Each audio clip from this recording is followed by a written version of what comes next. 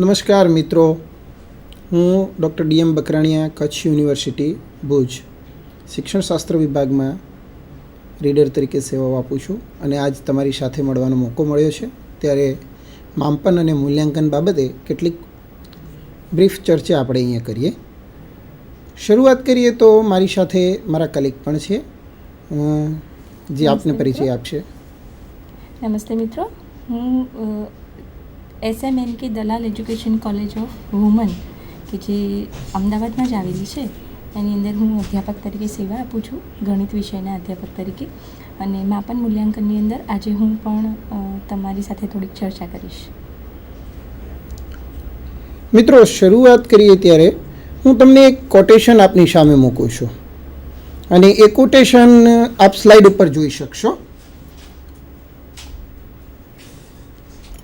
તમારી સામે George Bernard શોનું એક કોટેશન છે કે જે કોટેશન માપન અને મૂલ્યાંકન બંનેની ચર્ચા સંયુક્ત રીતે આપી દે છે. એના મત મુજબ, the only man who behaves sensibly in my tailor is my tailor. He takes my measurement anew every time he sees me, while all the rest go on with their old measurement and expect me to fit them. મિત્રો, આના ઉપરથી બહુ સ્પષ્ટપણે હવે આપણે જરા અહીંયા ચર્ચા કરીએ તો આના ઉપરથી તમને બહુ સ્પષ્ટપણે ચિત્ર બતાવી શકાય કે મેઝરમેન્ટ અને ઇવેલ્યુએશન, માપન અને મૂલ્યાંકન બે શું છે. દરજી જ્યારે તમારું માપ લે છે ત્યારે એ તમારું માપન કરે છે, પણ એ માપન સાથે જ્યારે તમે તમારો પ્રતિભાવ જોડી દો છો ત્યારે એ તમારું તમે આપેલું એના માટેનું મૂલ્યાંકન છે. આ માપન અને મૂલ્યાંકન બંનેની ચર્ચામાં આ એક કોટેશન તમને ખૂબ સરળતાથી બંને બાબતની ચર્ચા કરતું જોવા મળે છે. આપણે એક પછી એક તબક્કાવાર જોતા જઈએ તો તમને હું માપન એટલે શું તેની વાત કરું. મારા સાથી મિત્ર આપને માપન અંગેની એક સ્લાઇડ બતાવે છે.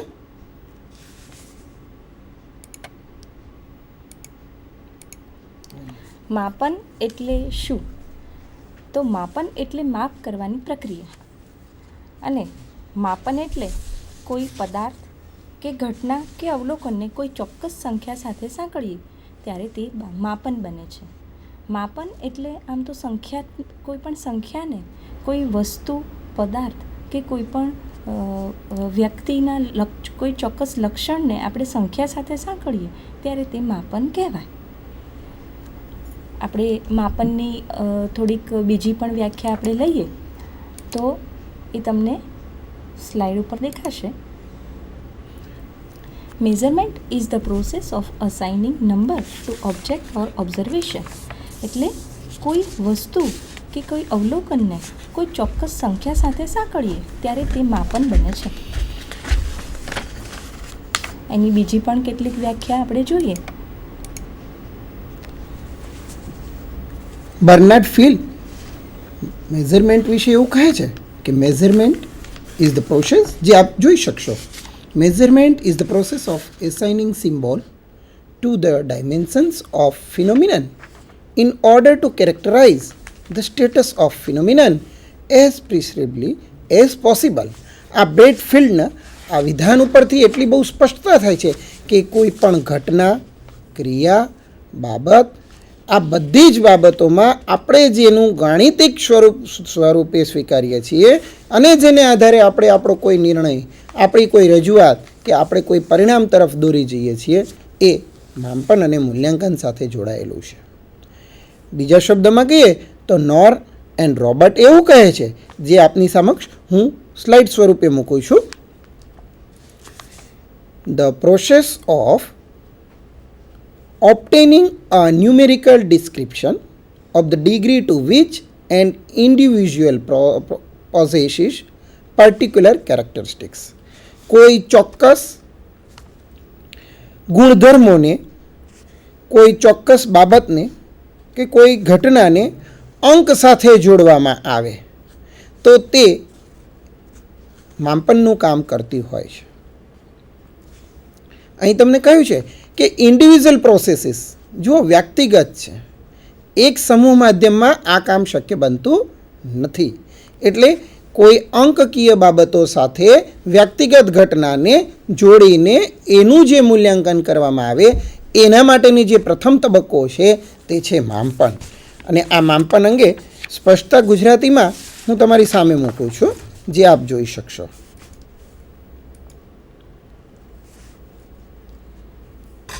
માપન એટલે કોઈ પણ વ્યક્તિમાં કોઈ ચોક્કસ લક્ષણ કેટલી માત્રામાં છે તેનું સાંખ્યિક વર્ણન એટલે માપન. એટલે આપણે કોઈ પણ વ્યક્તિ તરીકે આપણે કોઈ જો વિદ્યાર્થી લઈએ તો વિદ્યાર્થીની અંદર કોઈ ચોક્કસ લક્ષણ, તો એ ચોક્કસ લક્ષણ કયા કયા હોઈ શકે?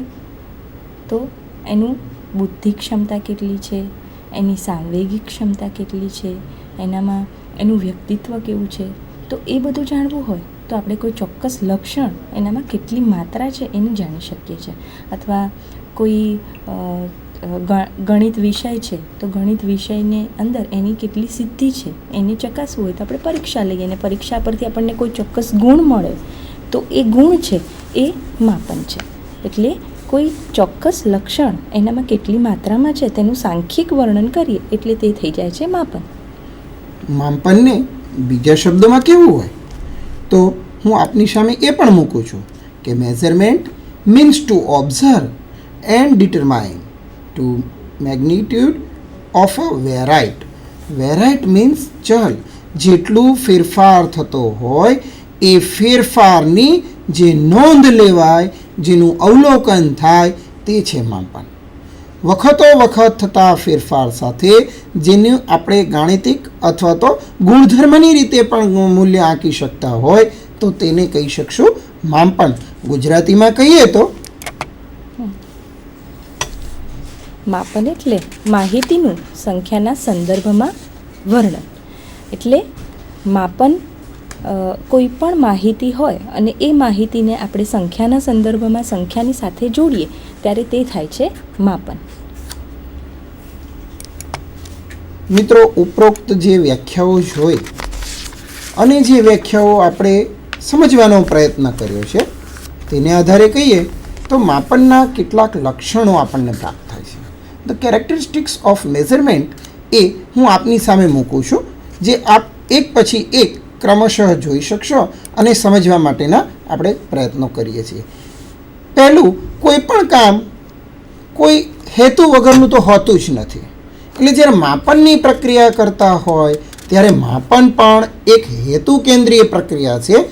જેમ જેમ માપનનું મૂલ્ય બદલાય, જેમ જેમ હેતુ બદલાય, તેમ તેમ માપનનું મૂલ્ય અને માપનની પ્રક્રિયા બદલાતી હોય છે. એટલે આમ જોઈએ તો માપન એ હેતુ કેન્દ્રીય પ્રક્રિયા છે. સાથે સાથે બીજા શબ્દોમાં કહું તો માપનનું એક બીજું લક્ષણ એ પણ છે કે માપન એ એક વિશિષ્ટ પ્રક્રિયા છે. કેમ? તો કે જુદું જુદું માપન જુદી જુદા વ્યક્તિ જુદી જુદી રીતે કરે, પરંતુ એ માપનની પ્રક્રિયા જે છે એ કોઈ પણ વ્યક્તિ માટે નિશ્ચિત હોય છે, વિશિષ્ટ જ હોય છે.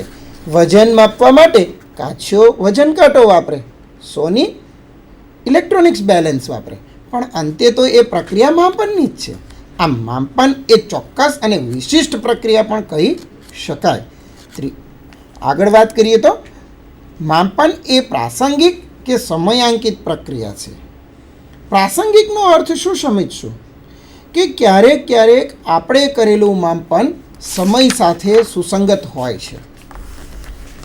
જેમ કે બુદ્ધિ કસોટી માપતા હોઈએ, વિદ્યાર્થીનો બુદ્ધિઆંક નક્કી કરતા હોઈએ, ત્યારે બુદ્ધિ કસોટીથી મેળવેલા બુદ્ધિઆંક પર પણ પ્રસંગની અસર હોય છે. જો મિત્ર વિદ્યાર્થી ક્યારેક ખીન હોય, ક્યારેક ખુશમિજાજમાં હોય તો તે સમયે મળેલું માપન ચોક્કસ હોય અથવા તો સારું હોય. અન્યથા અનુકૂળ પરિસ્થિતિ ન હોય અને તેવી પરિસ્થિતિમાં જો તેને માપન કરવામાં આવે તો મળેલું માપ ચોક્કસ ન પણ હોઈ શકે. ન જ હોય એવું નથી કહેતો, પણ ન પણ હોઈ શકે. એટલે માપન એ પ્રાસંગિક છે, બીજું સમયાંકિત પ્રક્રિયા છે. કેમ? તો કે એક જ સમયે કરેલું માપન નિશ્ચિત સમય ઉપર ટકી રહેતું નથી. હું તમને એનું એક બહુ સરળ ઉદાહરણ આપું છું કે આપણે નાના ધોરણમાં શીખીને આવ્યા છીએ રેલવેના પાટાની લંબાઈ. અને વિજ્ઞાનમાં એક કારણ પણ પૂછાય છે કે રેલવેના પાટાના જોડાણ વચ્ચે જગ્યા રાખવામાં આવે છે. કેમ? તો કે ઉનાળામાં જ્યારે એ પાટાની લંબાઈ માપવામાં આવે ત્યારનું માપ અને પછી ઠંડીની ઋતુમાં એટલે કે શિયાળામાં જ્યારે તે માપ લેવામાં આવે ત્યારનું માપ, આ બંને માપ વચ્ચે ફેર હોય છે. એટલે માપન જે છે એ સમયાંકિત હોય છે. નિશ્ચિત સમયે કરેલું માપન નિશ્ચિત બાબત માટે જ જોડાયેલું હોય. સમયનો ફેરફાર થાય તો મળેલું માપનનું મૂલ્ય પણ ફેરફારને પાત્ર બની શકે છે. એ વાત ચોક્કસ છે કે ક્યારેક ઘટના અસર કરતી હોય છે, ક્યારેક પ્રસંગ અસર કરતો હોય છે કે ક્યારેક સમય અસર કરતો હોય છે. માપનનું અન્ય એક લક્ષણ જોઈએ તો માપન એ મૂલ્યાંકન પ્રક્રિયાનું પ્રારંભ બિંદુ છે. મિત્રો, આપણે પહેલી જ વ્યાખ્યામાં જોયું તેમ જ્યારે મૂલ્યાંકન કાર્ય કરવાનું હોય ત્યારે માપનની શરૂઆત કરવી પડે. વ્યાખ્યા આપણે શરૂઆતમાં જે જોઈ બ્રેનાલ્ડ શોની, જ્યોર્જ બર્નાલ્ડ શો એવું કહે છે કે માપન મારું દરજી ચોક્કસ કરે છે, પરંતુ એની સાથે એનું જે મૂલ્યાંકન આપે છે એ એના માપનને આધારે છે. જો દરજી માપન ન કરતો હોય તો ક્યારેક એમનું આપેલું મૂલ્યાંકન ખોટું હોય. એટલે માપન એ મૂલ્યાંકન પ્રક્રિયા કરવી હોય તો જરૂરી છે, કારણ કે મૂલ્યાંકનનો સંપૂર્ણ આધાર એ કરેલા માપન પર હોય છે. વિદ્યાર્થી અથવા તો આપણે જે તે વ્યક્તિની વાત કરતા હોય ત્યારે તેના માટે મળેલો બુદ્ધિઆંક ને આધારે આપણે મૂલ્યાંકન કરીએ છીએ કે આ મેધાવી બાળક છે, આ નબળું બાળક છે, આ ક્રિયાશીલ બાળક છે, આ ક્રિયાશીલ કર્મચારી નથી. આ મૂલ્યાંકન જે છે એ અંતે તો માપનને આધારે જ કરેલું છે. એટલે માપન એ મૂલ્યાંકન પ્રક્રિયાનું પ્રારંભ બિંદુ પણ છે. એટલે ટૂંકમાં જોઈએ તો માપન એ હેતુ કેન્દ્રીય પ્રક્રિયા, વિશિષ્ટ પ્રક્રિયા, પ્રાસંગિક કે સમયાંકિત પ્રક્રિયા અને સાથોસાથ મૂલ્યાંકન પ્રક્રિયાનું આરંભ બિંદુ છે એવું કહેવાય. કેટલાક બીજા લક્ષણો મારા સાથી મિત્ર આપને જણાવશે.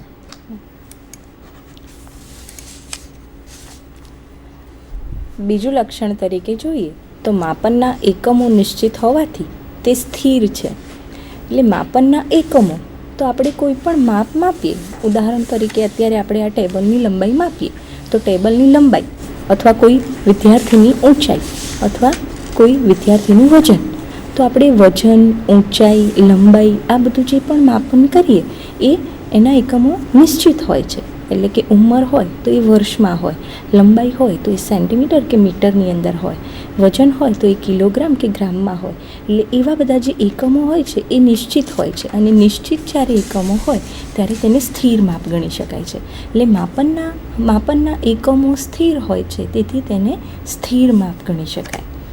બીજું એક લક્ષણ જોઈએ તો માપનની પ્રક્રિયા પણ નિશ્ચિત છે.